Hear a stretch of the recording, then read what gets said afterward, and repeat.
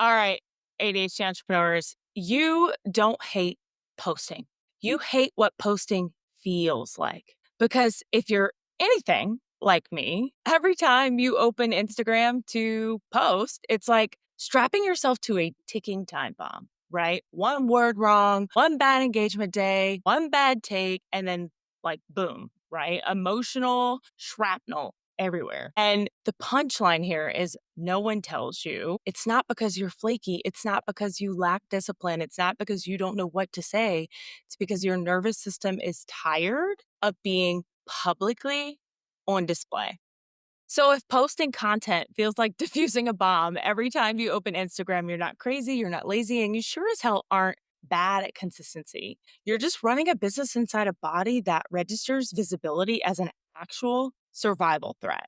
And you're trying to fix it with just post daily advice. That's handing a bulletproof vest to someone drowning and wondering why they're still sinking. So today's episode, we're going to uncover for you why visibility is so hard for you. Let's dive into it. Hey, welcome back to the ADHD CEO. He's here. And I am really excited to talk about this topic today because when we're thinking about like sharing our story online, we know that facts tell, stories sell, right? But as ADHD entrepreneurs, it's often really hard for us to share our story. And posting isn't the problem. Why?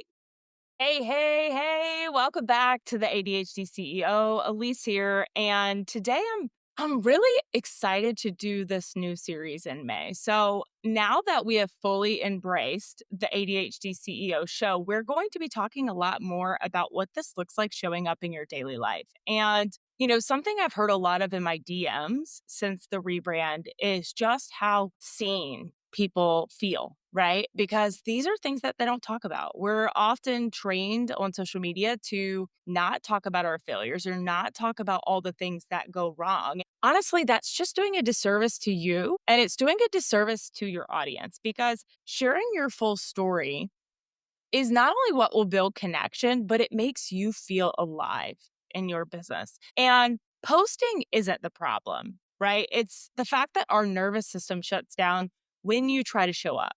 So, my goal for today is to really help you understand why that happens. And then, of course, as always, I am practical tactical. So, I want to give you some tactical tips that you can put into your business every single day that will help this be easier for you.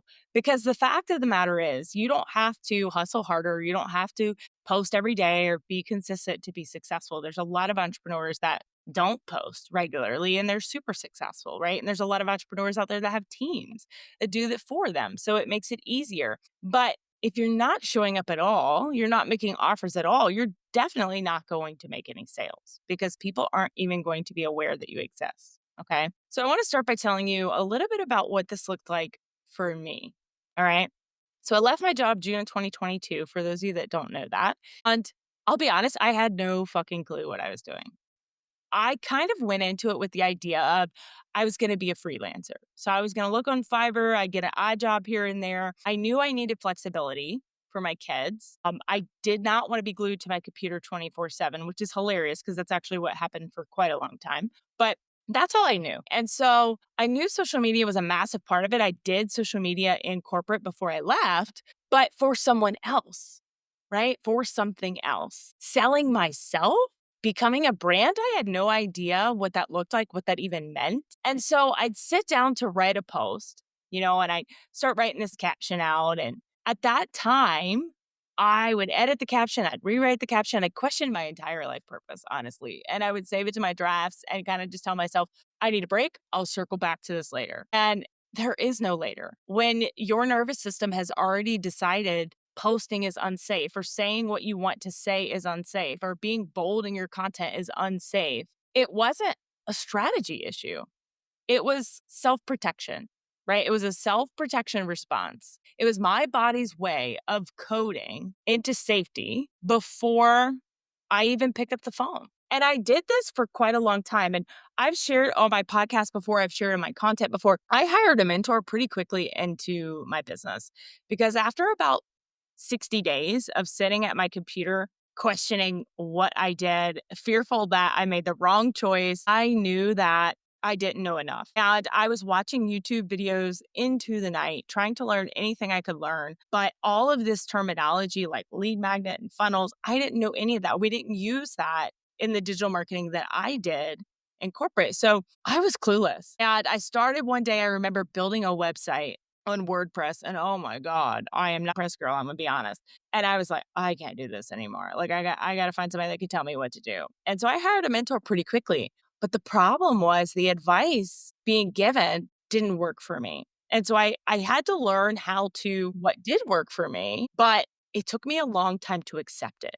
Okay. So I really want to dive into the post and delete confusion because the rare times that I did post something vulnerable, I was ready to like delete it 5 minutes later. Not because it wasn't good, not because it didn't land, but because my dopamine crashed so hard, my body felt like it needed to hide under a weighted blanket and apologize to the internet that I put my business out there. And I would notice after the fact that I was getting a lot more traction, a lot more comments, a lot more people relating to my vulnerable post. But what I didn't know how to do was be comfortable putting myself out there, but also talking about my business. And so a lot of times when I would share something vulnerable, it would be about my personal life, which is still important because from people they trust. They're more likely to buy or pay for something from a company or a CEO that they like and they can relate to.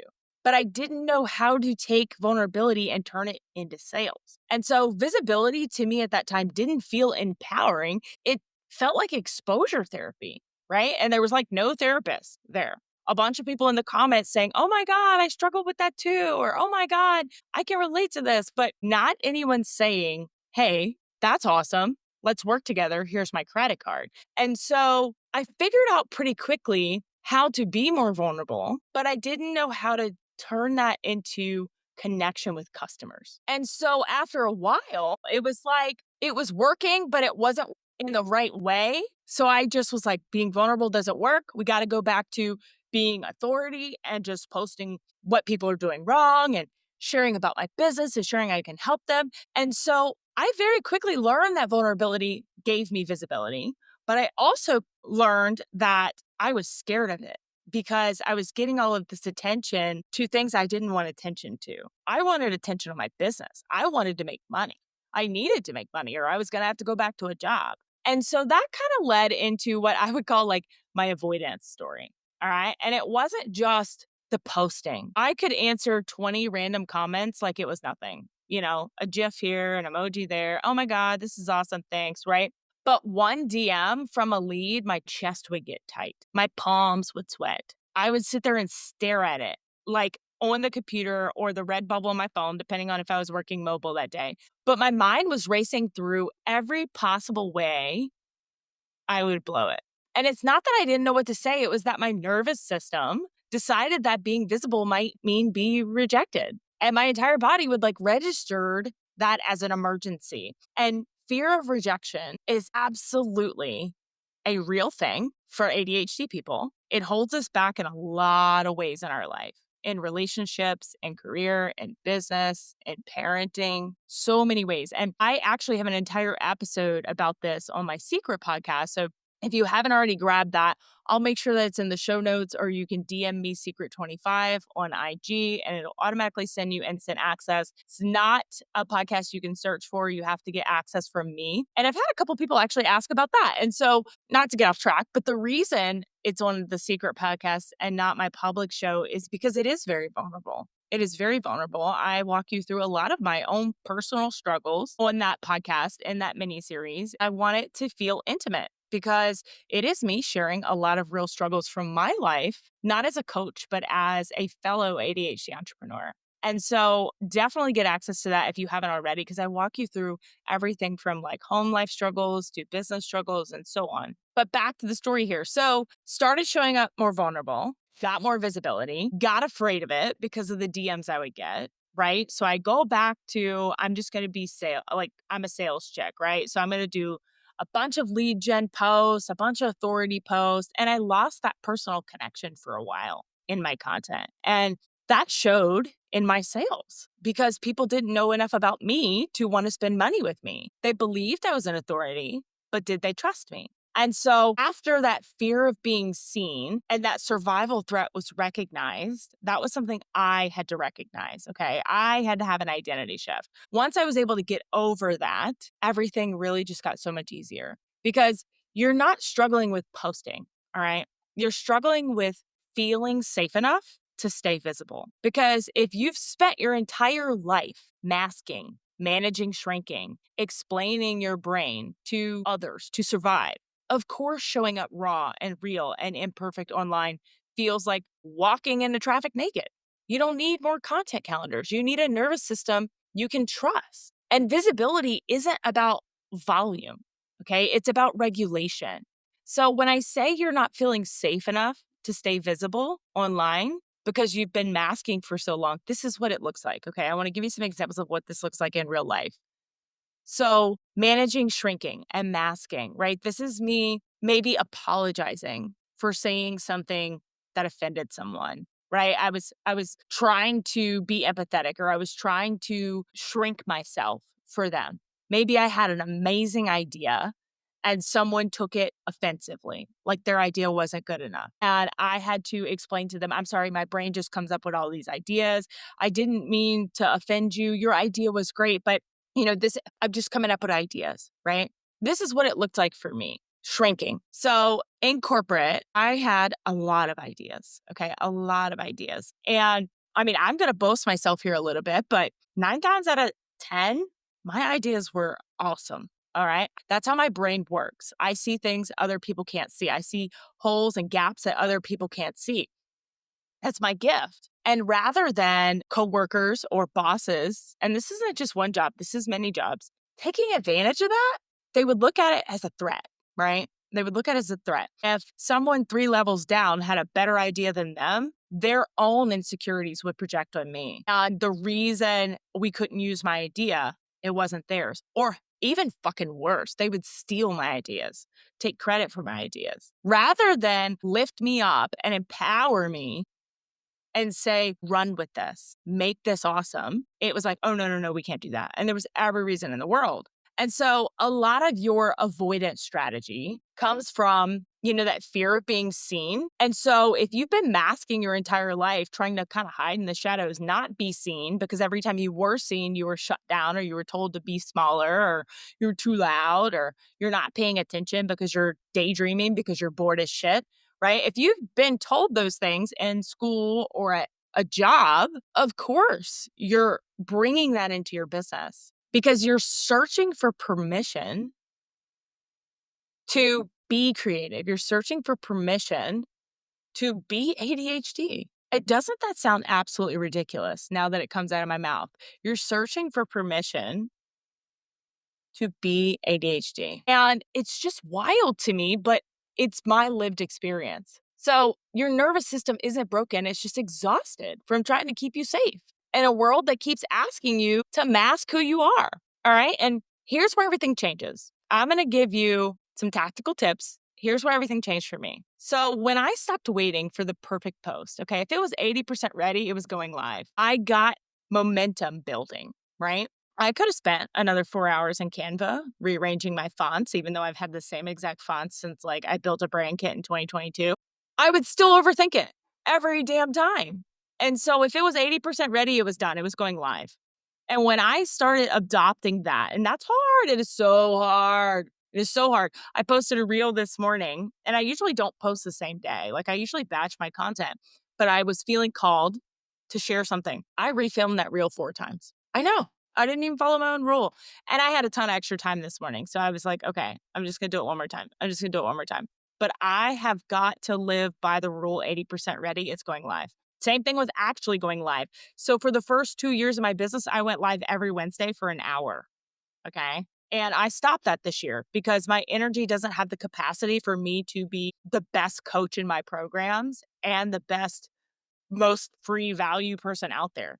And so the truth is 99.9% of people that watch my trainings every week never actually fucking did anything with it because people don't value that free information. So I stopped it. I cut it out this year. And a lot of people have been pissed about it, but My nervous system is not. But I would sit down and I would say, okay, what was I going to talk about? And there were so many times that I was ready to just cancel it, right? I was about to freeze. And I'm pretty good on the fly. I'm not going to lie. I'm pretty good on the fly. But I had to say, if I'm 80%, I'm ready. Clicking live. There were so many times I clicked live and I was still picking my nose. I'm not even joking with you. Okay. It's just, you've got to get past that. You've got to understand. Once you understand it's your nervous system lying to you, it gets a lot easier. All right. The second thing is visibility without performance. So I separated showing up from proving anything. I could be seen even when I was messy, tired, or unsure. Let me explain this to you. I am not the girl that puts on makeup every day. Matter of fact, if you're watching one of the real clips from this episode, I don't even have eyelashes on right now because I haven't had time to go get them redone. Like, if you're wondering why I look different, there's no eyelashes. But I hate makeup. I hate makeup. My skin is super sensitive. Please don't come in my DMs trying to sell me sensitive, friendly makeup. Okay. I got them all. I don't feel the need to spend 30 minutes a day putting it on. Nope, please don't send me your 5-minute tips on good looks. I don't want it. Okay, I'm not going to use it. But that being said, girl, keep pushing that makeup. My point is, I hate makeup. All right. I like to wear the same thing or the same color or a t-shirt with my logo on it every day. It removes decision fatigue for me. It's so easy for me just to wear one of my logo t-shirts and a pair of pants. Boom. I often wear a hat, and that is not necessarily because I don't like doing my hair. My hair is actually pretty decent. So if I blow dry it, I'm good. But about a year ago, I developed alopecia from stress. And so my hair started thinning. And rather than saying I can't show up online anymore because my hair's thinning, I bought a bunch of fucking hats. Okay. So my point is, stop putting you showing up with proving something. Building connection, building trust is just as important as you trying to prove something to someone. I can't tell you how many times I've actually shown up online and I didn't even have bra on. Do I do that to be trashy? No. Could you tell? Probably not. But it's just because I told myself I was going to do something. I was going to show up. I was going to make that reel. I was going to make that TikTok. And I did not allow anything else to be an excuse. If I had the energy and the capacity to do it right then and there, boom, it's getting filmed without a bra on. I did my very best to stay chest up. All right. So my point is, when you tell yourself you're going to do something, every time you don't do it, you believe in your inconsistencies. You are validating your ADHD inconsistencies by lying to yourself, by not holding promises to yourself. And so separate that, okay? You don't have to prove anything to anyone. That's the beautiful thing about being an entrepreneur. Unless you have investors, you might have some prove it to do. But for most of us, you don't owe anyone any explanation. You have to get comfortable with that. All right. Number 3. So before posting, I started to kind of regulate myself, like a deep breath, get up, take a walk to the bathroom and back, almost like a permission slip. Because what happens when you put that pressure on yourself, you sit down to film that reel or film that TikTok or film that podcast episode, and you start over analyzing as you're actually speaking or as you're actually filming. And that energy, and I work well under pressure, but that type of pressure, it really dysregulates you. If you're already thinking while you're filming, how many people are going to like this? Or I don't even know why I'm filming this. No one's going to like it. No one's going to comment. This isn't going to bring sales. This isn't going to bring leads. Of course, you're not bringing your best energy forward in that content. So you're already giving yourself a permission slip out when you should be giving yourself a permission slip to move forward, right? So even if it is as simple as putting a sticky note on your desk that says, even if nobody likes this, I'm still enough. Whatever you need to tell yourself, but 99.9% of your content problems, your posting problems is confidence. So when you start making small shifts, that's when you're going to see massive results. Okay.